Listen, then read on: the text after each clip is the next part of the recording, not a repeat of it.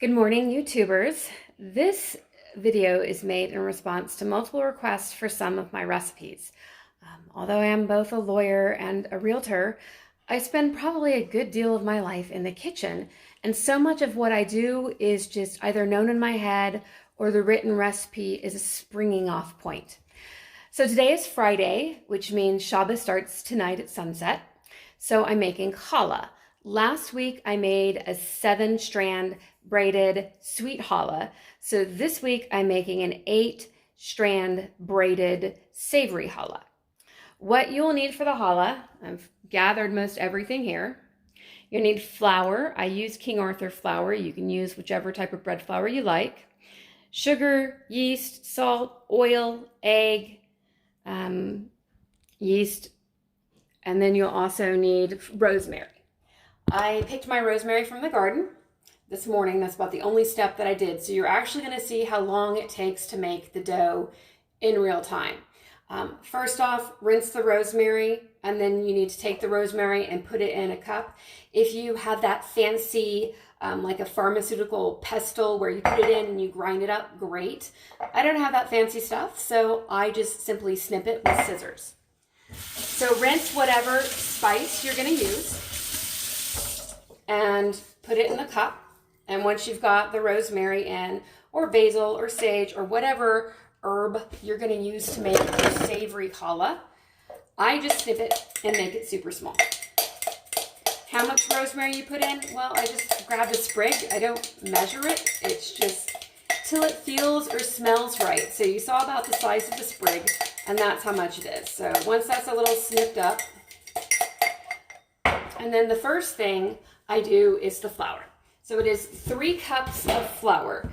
I do not weigh flour. I don't like level it with a knife. I just kind of shake it out and dump it. Super easy. It's not an exact science because so much depends upon weather, altitude, and for sugar, I'm using a 1/4 cup sugar. Instead of sugar, you can use honey. But if you use honey, remember that that's a liquid, so you're going to have to decrease either the water or the oil that you put in.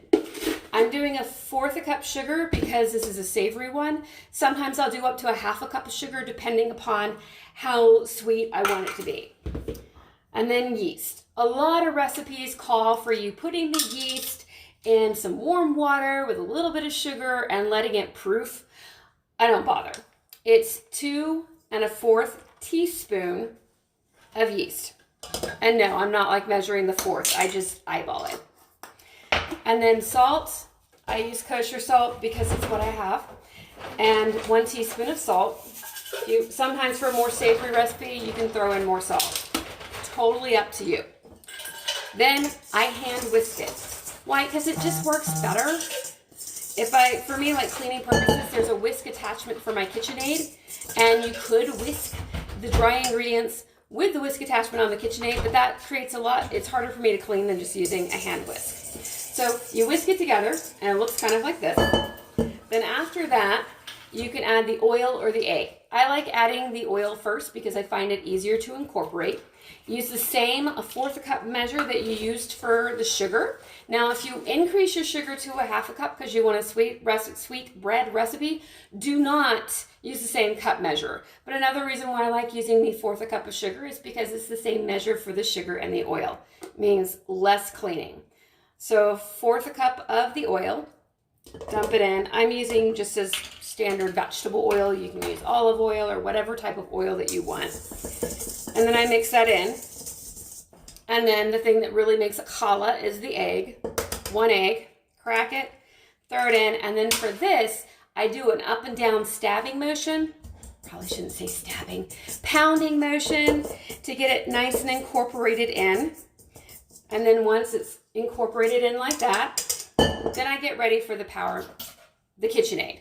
And this is the KitchenAid that I'm using for this one. I have 2 different KitchenAids. I have the dough attachment on it. So one thing I'm going to do is turn the water on hot so that it can start heating up. Put the dough in. I am closing the KitchenAid attachment.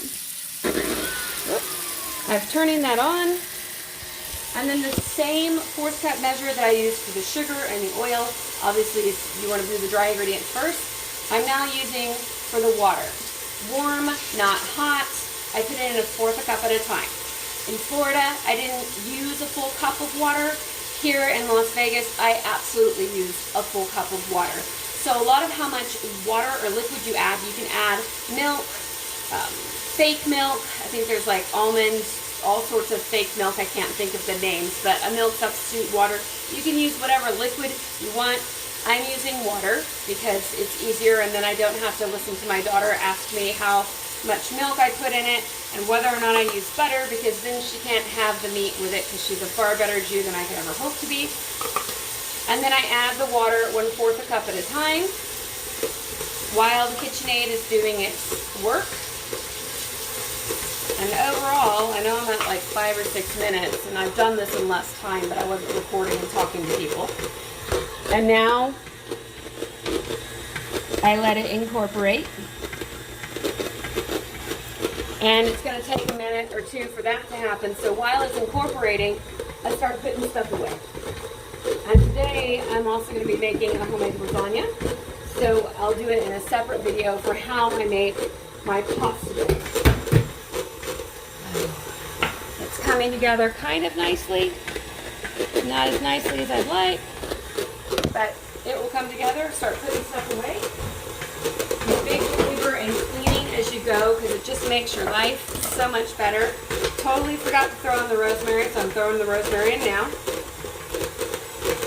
Another option for doing your savory is that when you make the braids, roll them flat, put the rosemary inside the braids, and then make, well, each strand, and then roll it together so the rosemary's inside.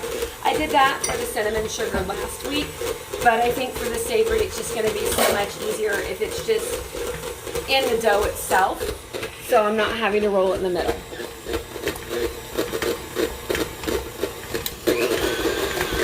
And it should clean the bowl, and you can see kind of at the bottom it's still stuck, and while it's still not picking everything up in the bottom, you still want to mix it, but as soon as it's picked everything up at the bottom, that's when you want to stop it. You do not want to over mix it at all. So now that we've gotten it mostly mixed, I'm going to squish it down a little bit together. And if you've over mixed it, it's going to stick to your hands. Like, I don't have any flour on my hands. I did wash them right before I started this. And I'm taking the dough and I'm pressing it down against the bottom of the bowl, because that's going to pick up anything that didn't get picked up. And then I make it round and I smush it from the bottom, and then I fold it in half. Smush it from the bottom, kind of fold it in half. And what that's going to do is I'm trying to get a nice round incorporated shape. And that is my challah dough. I will then be covering it with saran wrap. I spray one side with Pam oil or whatever cooking spray you have so it doesn't stick. And because it's a nice warm day, I'm going to stick it outside on the patio so that it can get sun, and it will do the first rising for 1 hour.